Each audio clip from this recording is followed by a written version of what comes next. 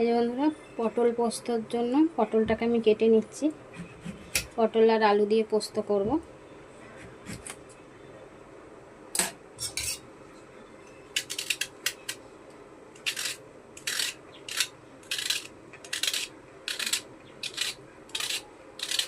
পটলগুলোকে আমি এইভাবে ছাড়িয়ে নেব।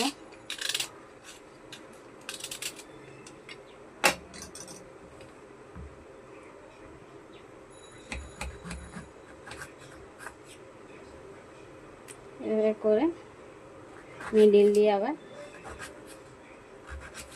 এরকম করে সব পটলগুলোকে আমি ছাড়িয়ে নেব। এই যে পটল পোস্তর জন্য বন্ধুরা আমি আলুটা এরকম কেটে নিয়েছি, এই যে পটলটা কেটে নিয়েছি, আর এই যে টমেটো আর কাঁচা লঙ্কা। পোস্তটা আমি বেটে নেব। এই যে পোস্তটা বেটে নেব।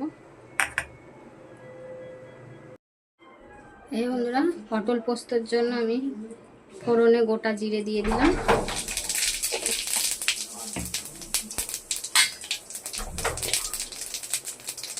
তারপর দিয়ে দিচ্ছি এই আলুগুলো।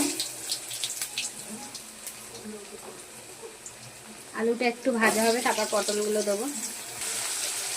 এই বন্ধুরা, পোস্তটাও আমার বাটা হয়ে গেছে। এই দেখুন, পোস্তটা আমার বাটা হয়ে গেছে। এই যে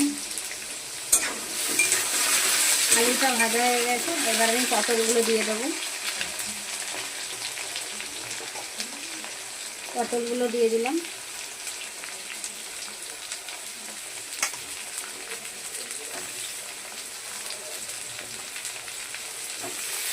পটলটা একটু ভাজা হলে টমেটোটা দিয়ে দেবো। এই যে বন্ধুরা, পটল আলু আমার ভাজা হয়ে গেছে, এবার আমি টমেটোগুলো দিয়ে দিলাম।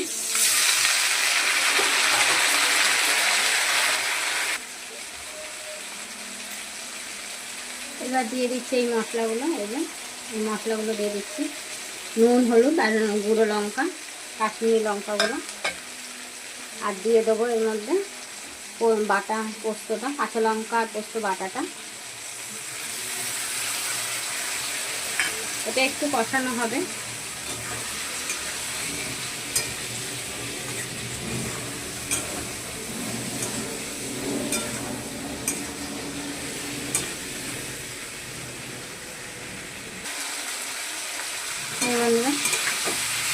কষানো হয়ে গেছে আমার। পোস্ত বেশি কষায় না, পোস্তর গন্ধটা চলে যাবে। এই যে দেখুন কত সুন্দর কালারটা এসে গেছে। আমি এবার জল দিয়ে দেবো এর মধ্যে।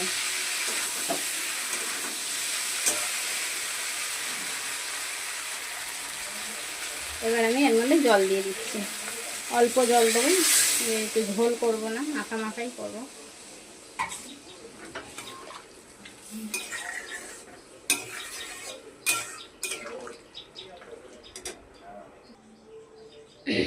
এবার এটা আমি ঢাকা দিয়ে দেবো যাতে আলুটা পটলটা সিদ্ধ হয়ে যায়। পটল পোস্ত আমার রেডি। দেখুন জল পুরো শুকিয়ে গেছে, এটা ঝোল করব না। এবার এটা আমি নামিয়ে নেব। আচ্ছা, নিরামিষ পটল পোস্ত আমার রেডি। কেমন লাগলো রেসিপিটা কমেন্ট করবেন, আর ভালো লাগলে চ্যানেলটাকে সাবস্ক্রাইব করে একটা লাইক দিয়ে দেবেন।